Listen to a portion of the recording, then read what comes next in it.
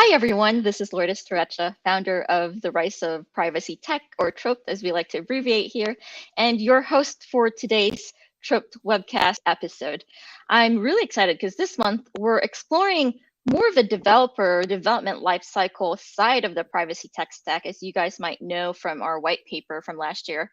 And today in particular, we're going to talk about developer privacy tech with Ketch's head of developer relations, Ryan Overton. Welcome to the webcast, Ryan, and thank you for your time today.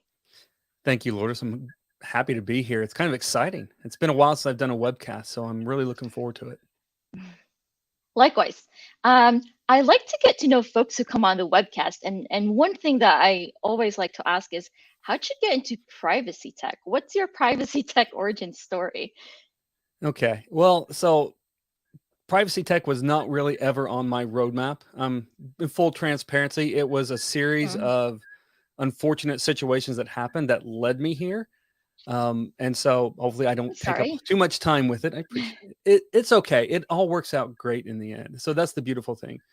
A year. It's crazy. It's been over a year now.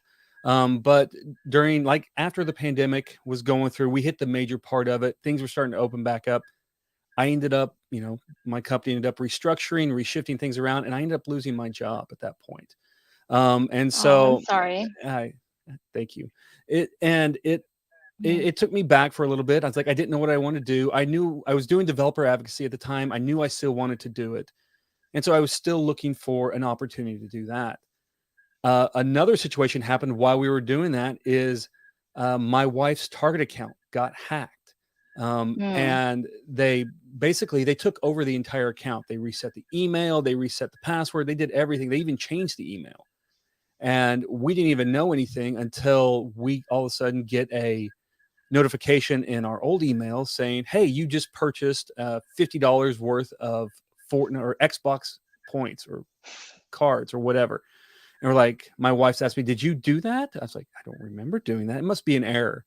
And so we go and we try to log in and nothing. We couldn't get in, couldn't get everything. And so we end up calling the help desk, trying to figure out what is going on. We assumed at that point, someone took over our account. And by the time we got in, it was a matter of 5 minutes. And they had basically taken all the gift cards my wife had been saving to spend on a new home we're building right now. And they took in all those and they just purchased gift cards with them, electronic gift cards for the Xbox system. And the thing is with those, once they're in, once the codes are generated, they're gone. There's really no way to cancel them or get them back. And Target they were great. They helped out so much that they're like, hey, we'll help you. We'll get you the money back. They gave us our money back. And then we spent the next 3 days going through all our passwords, all of our emails, all accounts that we had, and creating unique passwords for all of them. And that's really been my big first scare into, someone taking over my life. And so it really made me take a look at things a little bit differently. And about that same time, like I said, I was on a job hunt. I get a proposal. Somebody wants to talk.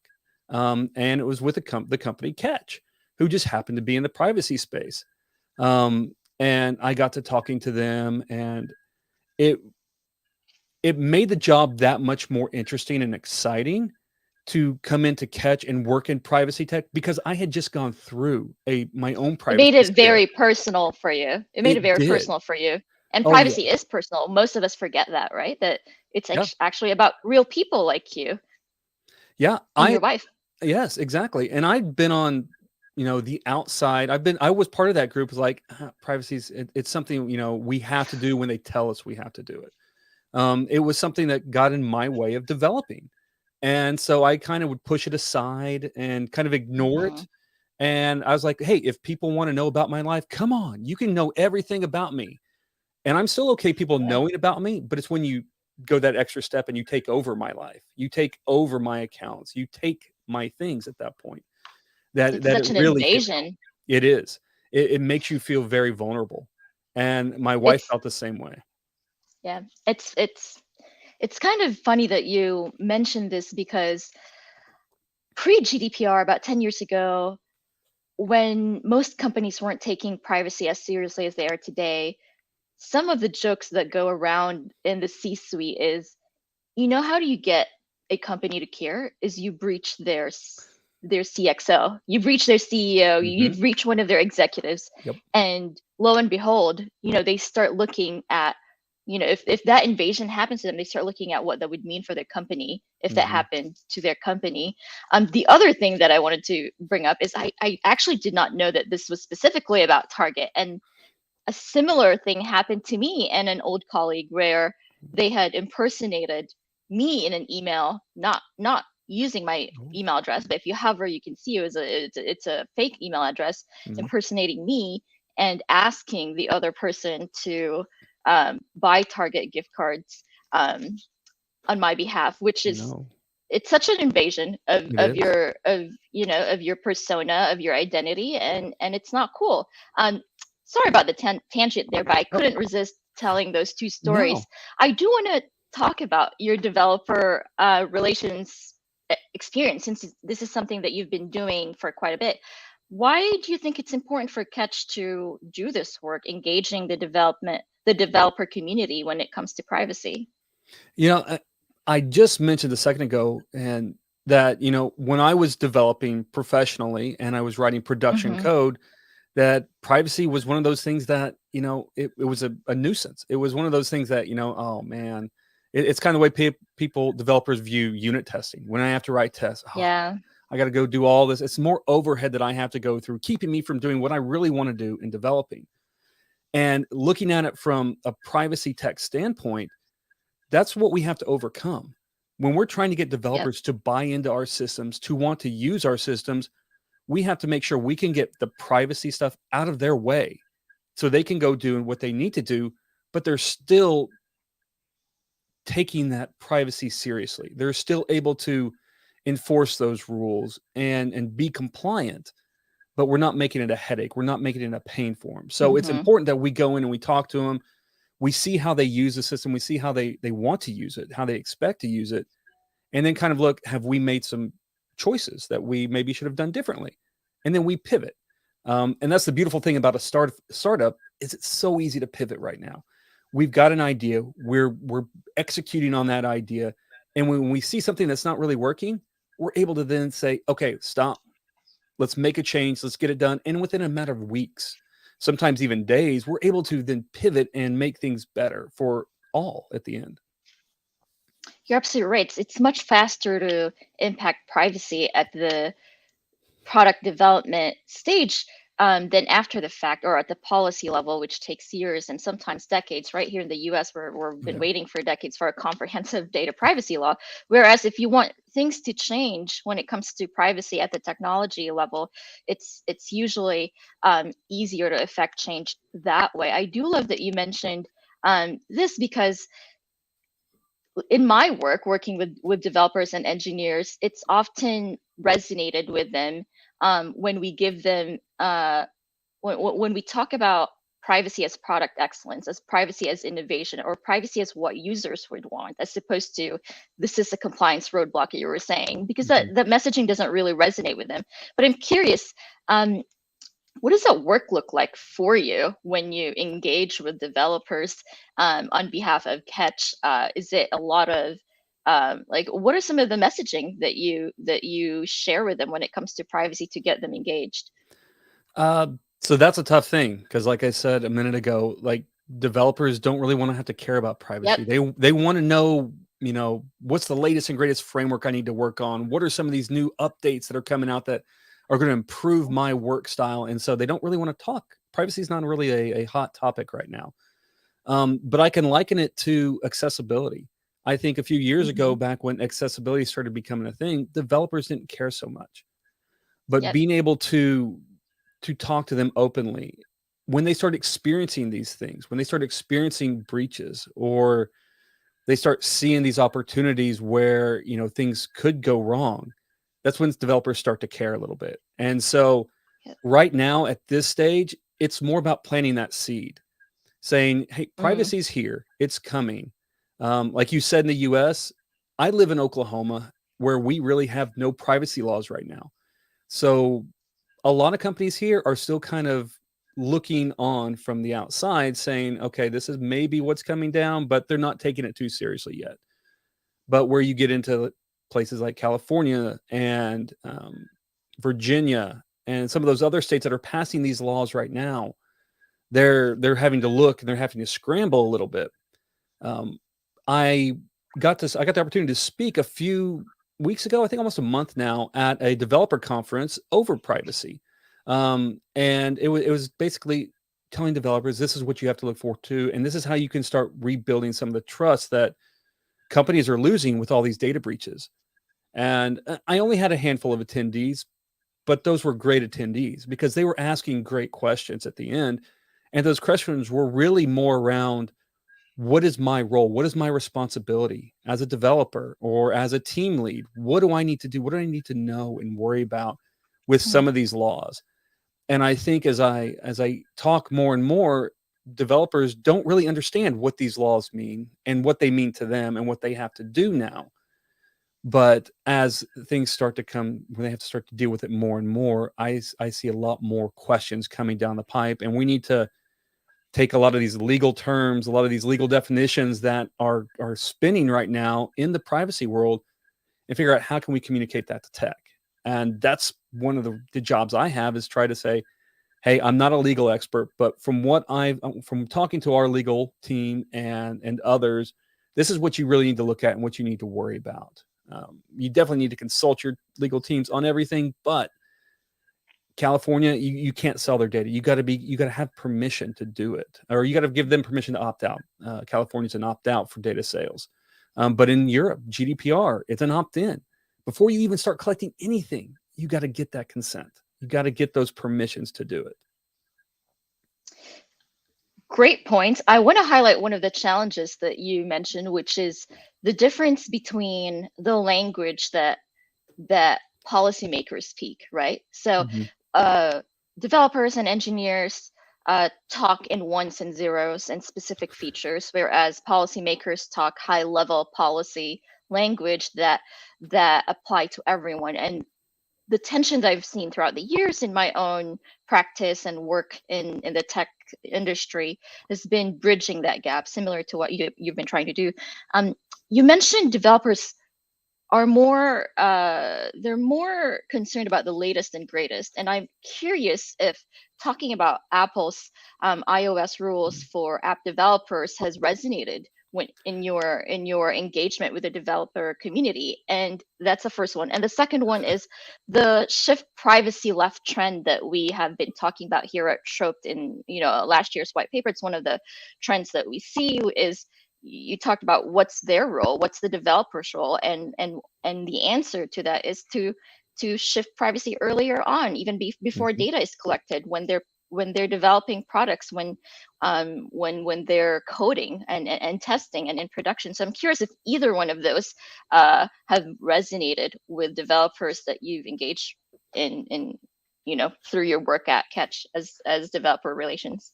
So I love that you mentioned Apple, because I was trying to figure out how do I get that in there. Because Apple personally, and I love Apple products. I use them. I mean, I'm on a Mac. I use an iPhone. I have iPads, all that. I love their tech. But I think they got very heavy-handed when it came to privacy.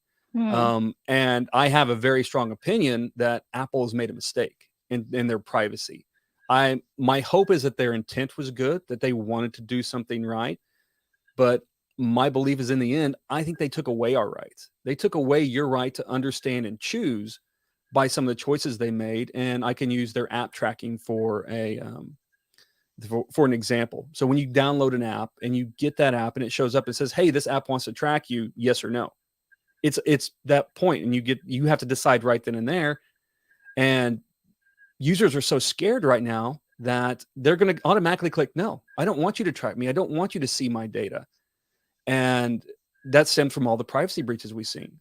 The problem I see with that is in terms of like supporting your local business. So I'll liken it to that. Supporting your local business, you want to support it. And I'm curious how giving users choice takes away their choice, though. I'm just playing devil's advocate here, and as a privacy advocate, obviously, it's not perfect, but is that better than having apps surreptitiously track you without asking for consent to begin with? Because that was the status quo before, right? Yep.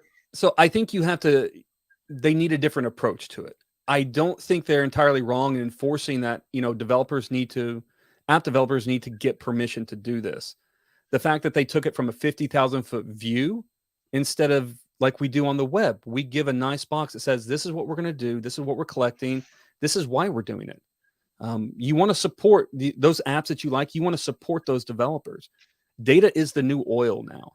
And so data is what's going to help companies run. It's what's going to keep your stuff free that we all like. That's how we're paying for a lot of these services that we get for free, is we're giving them access to a little bit of information about us and how we use their systems. When you give that generic one that says, hey, this app just wants to track you, you're not giving them the opportunity to say why or what exactly are they tracking. And that's where I think they've missed the mark on it. That's where I think they've gone too far in the terms of app. When we talk about browsing, web browsing, so Safari has the new Hide My IP feature. I just talked about taking away your rights. Well, the one thing the Hide My IP feature does is make you look like you're in another place, another location. That location could not have any privacy rights in it, like the state of Oklahoma. So therefore, most companies now are employing, technologies to figure out where you're at so they can help you execute your rights or help you assert your rights that you have within that state. But if you're in California and I'm in Oklahoma, but my website thinks you're in Oklahoma, from what we've heard and what we've been told is that, well, we've done what we can do. We've done our due diligence to try and figure out where you're at and what your rights are.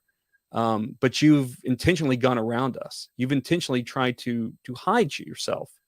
And therefore, in my mind, you're now taking away that right, my right to exercise my rights.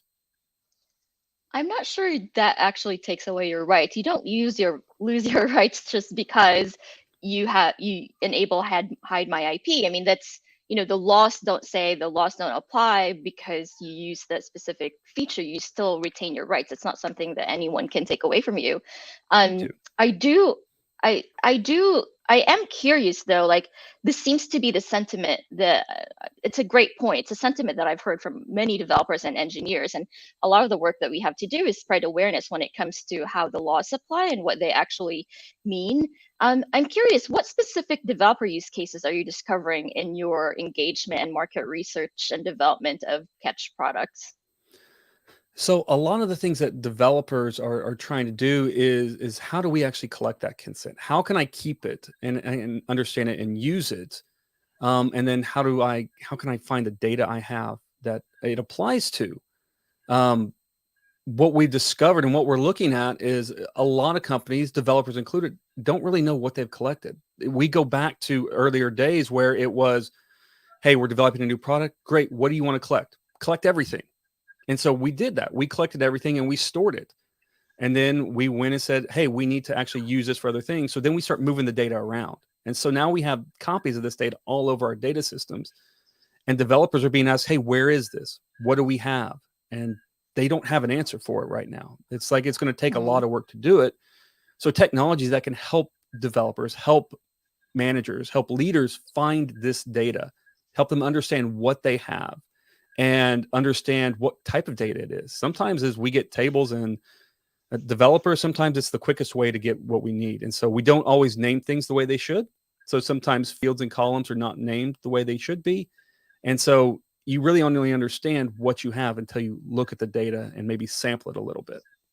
So that's where I see a lot of things where developers are struggling a little bit.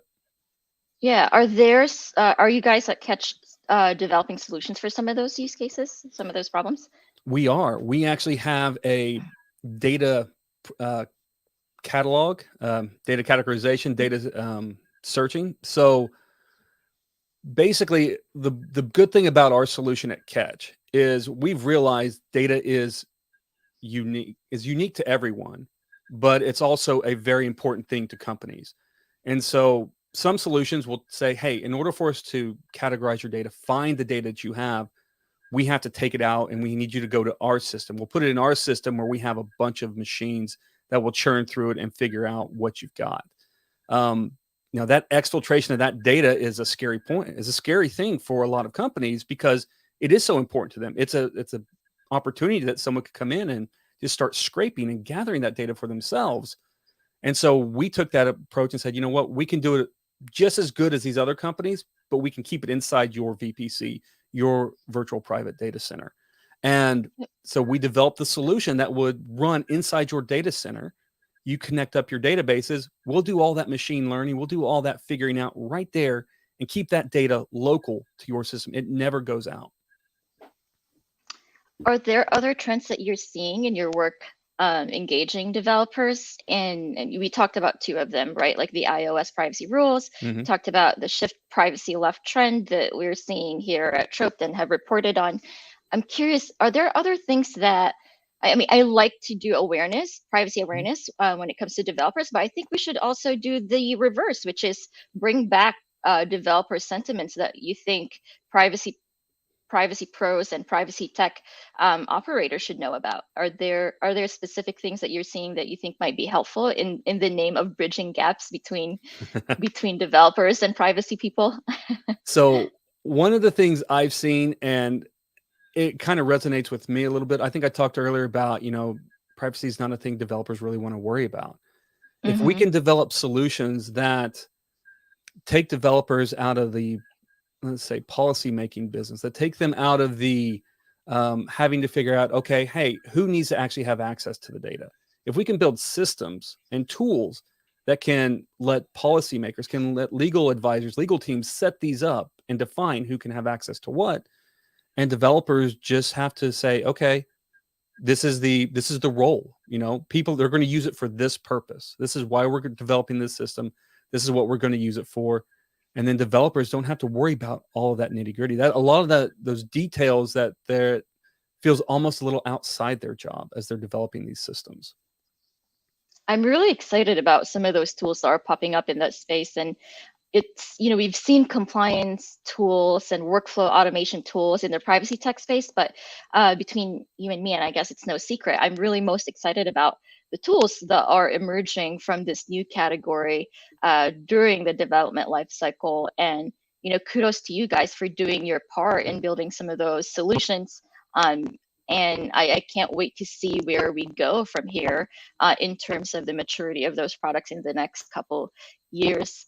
I ask everyone this playful question. I mean, you can take it seriously or you can be as playful as you want. What, other than Ketch products, like what privacy tech product or privacy tech tool do you wish exists? And you can talk about enterprise tools, or you can also talk about consumer tools that you wish was there, to protect you and your privacy. I mean, going beyond, I wish there was a much easier way to be able to understand what data is being collected and all that kind of stuff. I mean, we're doing the best we can.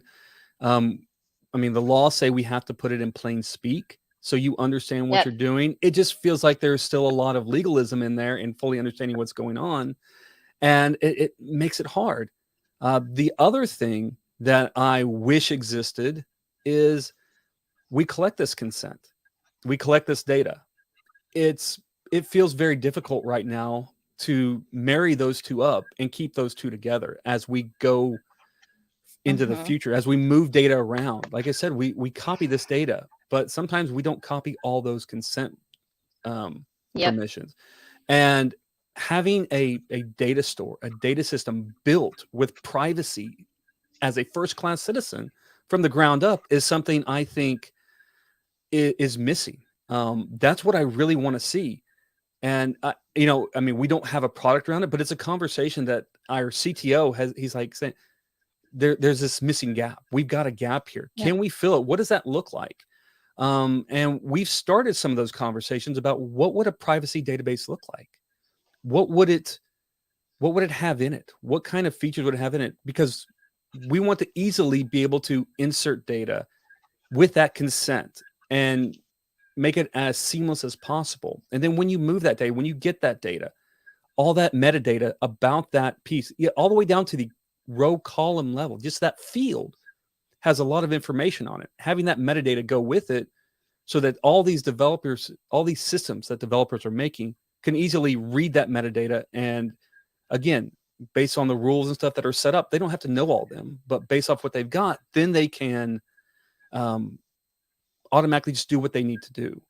And so we're wanting to have that conversation. We're trying to have that conversation. And if there's anybody that wants to join in that conversation, we definitely want to have them to be a part of it. So, I mean, I would say that's one of the really things that's kind of exciting is there may be a future database in our future. And it's got a lot of promise and potential, I think.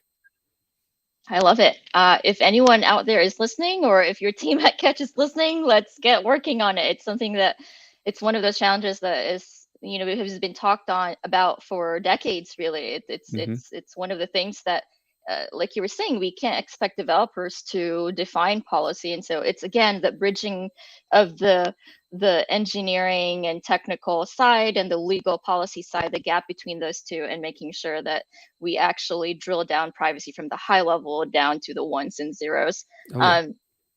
The other thing that I want to highlight from your comments is the plain English requirement for transparency, right? It's something that I hate those.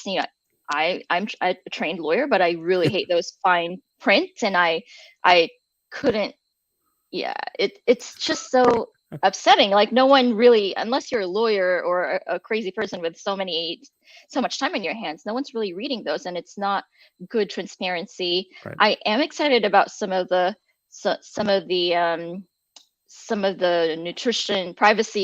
nutrition labels, quote unquote, that are coming out there. I mean, those things have been proposed since the 90s by Dr. Lori Crainer, for instance, and I'm seeing that companies, again, like Apple, but others too, have been rolling them out, and I would love to see mass adoption, so that you could just quickly look and see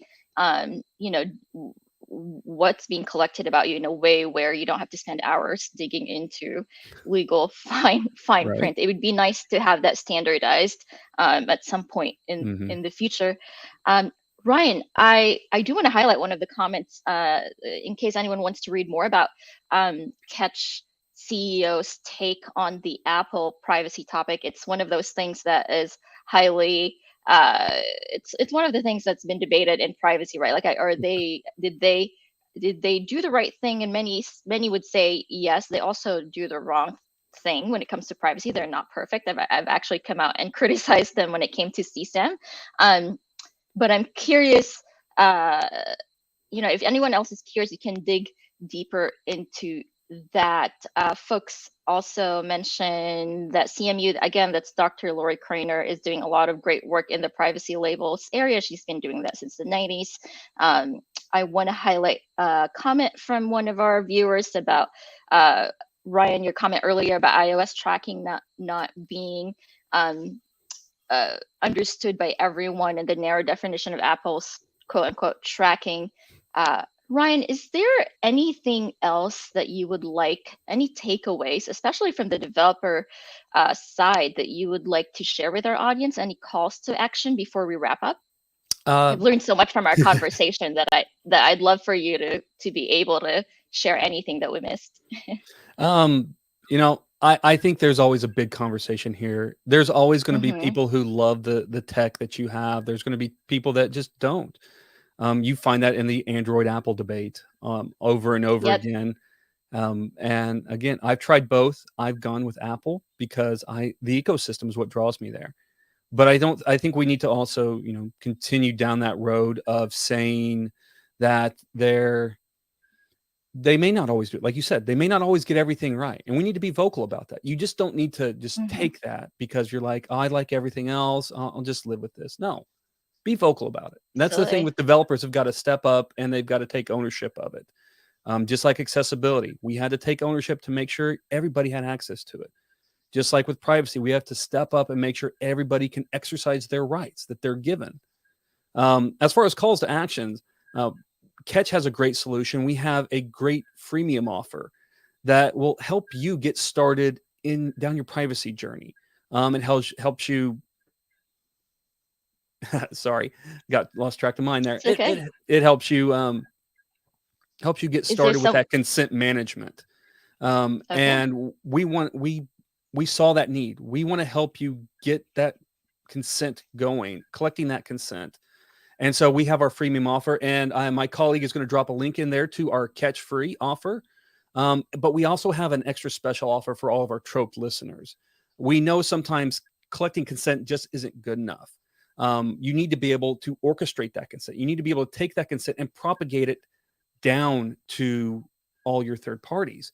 You need to be able to take it, and you need to be able to action on that. You need to be able to create DSARs, data subject rights requests.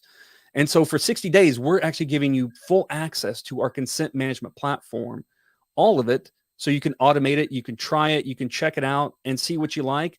And again, this is the first time we're doing it. So thank you. We hope we get 100 signups here. We want that. We want to put our teams to work. We want to make sure we're getting that out there. We want to make it easy. At the end of the day, that's really our goal, is to remove that barrier from companies who are like, it's going to take so much work to implement this.